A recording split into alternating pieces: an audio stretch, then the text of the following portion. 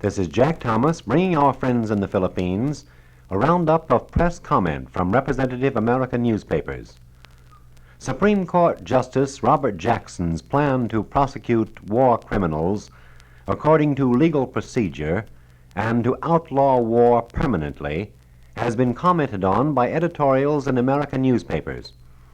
The Sioux City, Iowa Journal says, "This is the first time in history that victors in war proceeded against defeated leaders to try them as offenders in the same way individuals in civil life are prosecuted.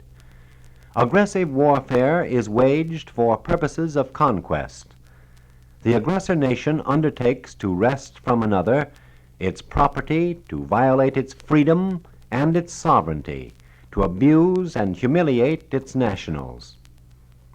The Cleveland, Ohio plain dealer says that a Allied determination to fill any loopholes through which the war criminals might escape is reflected in Justice Jackson's report.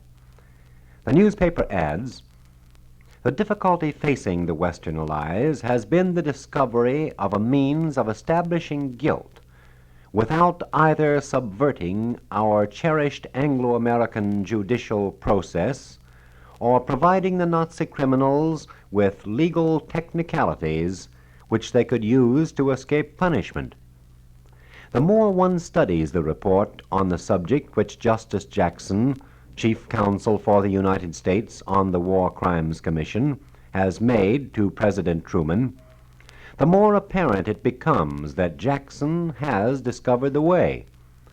The crimes which the Nazis have committed against the human race are self-evident to all civilized peoples. The civilized world recognized them as crimes when they were committed. It warned the perpetrators of the consequences, and the civilized world must, in self-defense, establish that a process of retribution by law awaits those who in the future similarly attack civilization.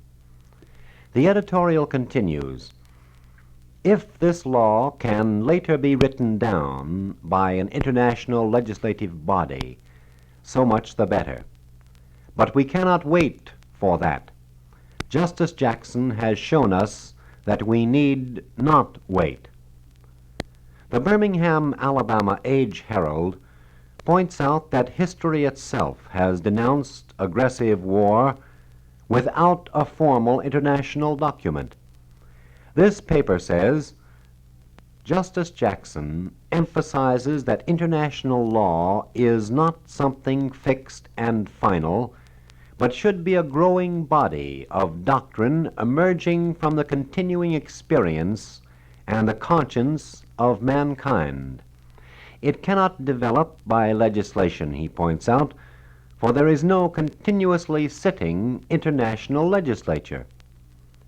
It may be readily realized that this particular objective set forth by the Counsel for the United States represents an international purpose of incalculable significance, going far beyond the punishment of war criminals themselves. If it can be clearly established among the nations that aggressive warfare is a crime, one of the greatest safeguards to future peace may be achieved. The Washington, D.C. Star and the St. Louis, Missouri Post-Dispatch are bringing to Washington an exhibition of life-sized photomurals which depict some of the horrors of Nazi concentration camps. The exhibition will open next Saturday at the Library of Congress and remain there 2 weeks. In the opinion of the Washington Star, it is important that Americans see and know about the subject of these pictures. The paper quotes General Eisenhower's statement of last week. "I think people ought to know about such things. I think the people at home ought to know what they are fighting for." General Omar Bradley, who visited the exhibition in St. Louis, said it was the next best thing to seeing the actual sights he witnessed at Nazi concentration camps.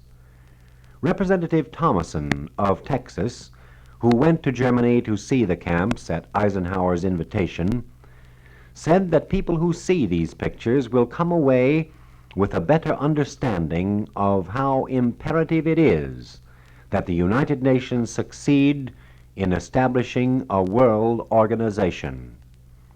In conclusion, the Star says, these pictures contain a lesson, not merely in the pitiable condition of human beings subjected to Nazi atrocities, but in the degradation of a nation which has suffered such conditions to exist.